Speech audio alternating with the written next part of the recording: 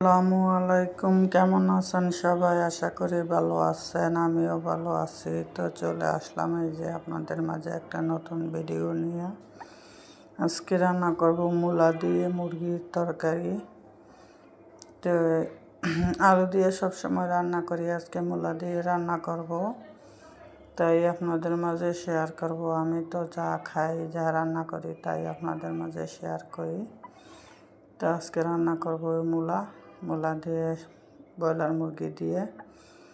তো এইভাবে কে কে খান কমেন্টে জানাইবেন।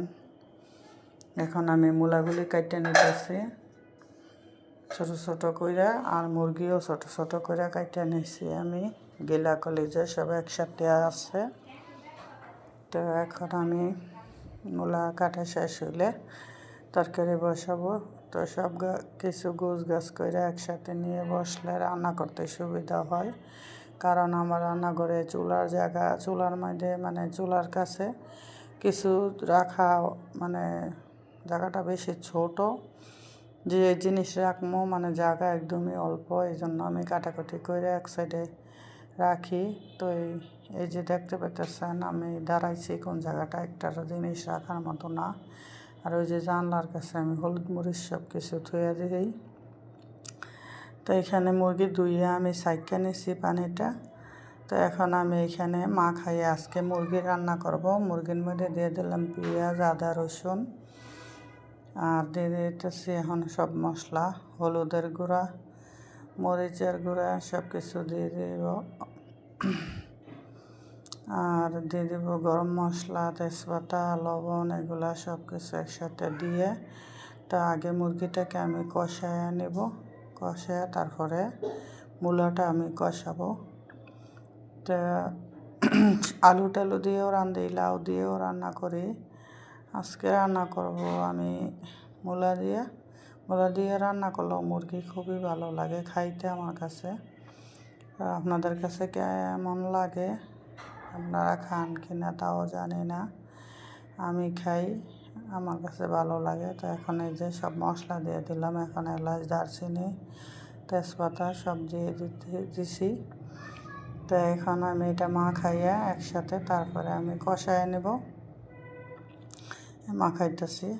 এই যে মুরগি গিলা কলিজা সব কিছুই আছে এই জায়গায়। আর মুরগির পা আমি খাই না বেশিরভাগ সময়ে, এক সময় খাই, ঘরে কেউ খায় না, আমি শুধু একা মাঝে মধ্যে রান্না করে মানে দেই মুরগির মধ্যে দুইটা একটা। তো এখন আমি ডাইকা বসায় দিলাম।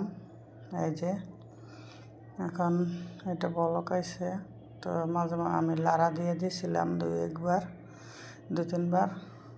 তো এখন এটার মধ্যে আমি মূলাটা দিয়ে দিব, দিয়ে আবার কষাবো।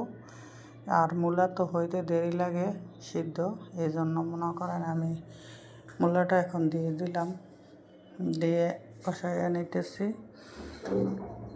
তো ঢাকা শহর আইসা সব কিছুই খানা শিখছি, সব কিছু মূলা দিয়ে। আগে আমাদের গ্রামে আমরা যখন ছিলাম আমরা দেখছি আমাদের মারা, চাচিরা মানে একমাত্র আলু ছাড়া মুরগিতে বা গরুর গোস্তের মধ্যে অন্য কিছু দিত না।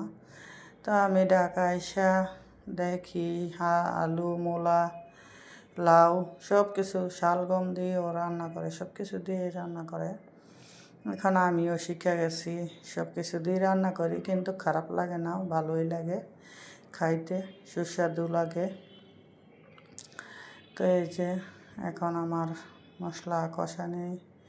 মশলা বলতে মানে মূলাটাও দিছি, এটাও কষানি শেষ। তো এখন আমি কষানি দিয়ে এখানে কয়েকটা হাঁড়ি পাতিল আছে ধুয়ে নিতেছি। আর আমার এই যে দেখেন হাঁড়ি পাতিল ধোয়ার জায়গাটা মানে শুধু এই জায়গাটা না, আমার এই ঘরের চাইরো সাইড পাকঘরের এগুলি এই চইটা পড়ে গেছে আর কালো কালো রং করছে, এগুলা ভালো না জায়গাগুলা, পুরান বাড়ি কিন্তু ভাড়া তারপরও অনেক বেশি বা পুরান বাড়ি হিসেবে। তো এখন থাকতেছি, এখন মনে করেন চিন্তা ভাবনা করতেছি আল্লাহ পাক যদি নেয়, দেশে যাওয়ার ইচ্ছা আছে, তবে আল্লাহ কখন নেব জানি না। তো বাসা পাল্টানি অনেক কষ্ট, এই জন্য বাসাটা পাল্টাইতেছি না। যে কদিন থাকি ভাবছি এই জায়গায় থাকবো, তো এখানে গ্যাস থাকে না, তারপরে অনেক কষ্ট গ্যাসের, তারপরেও থাকি, বাসা পাল্টান লাগবো। আর আমার মেয়ে তো অসুস্থ, উপরে বাসা নিলে মায়া উঠতে পারবো না, পায়ে সমস্যা লাগে, পায়ে অপারেশন করাইছি, এখনও তো সুস্থ হয় নাই, তো সিঁড়ি বাইতে পারে না এখনও। তো এই জন্য মনে করেন বাসাটা পাল্টাই না। আর নিচতলায় আমার মেয়ের লেগে সুবিধা হয়, এই জন্য মনে করেন আমি আর বাসা পাল্টাইতেছি না। আল্লাহ আল্লাহ করে এই জায়গায় যে কদিন থাকি, আল্লাহ পাকে যদি নেওয়া যায় তখন মনে করেন যাব।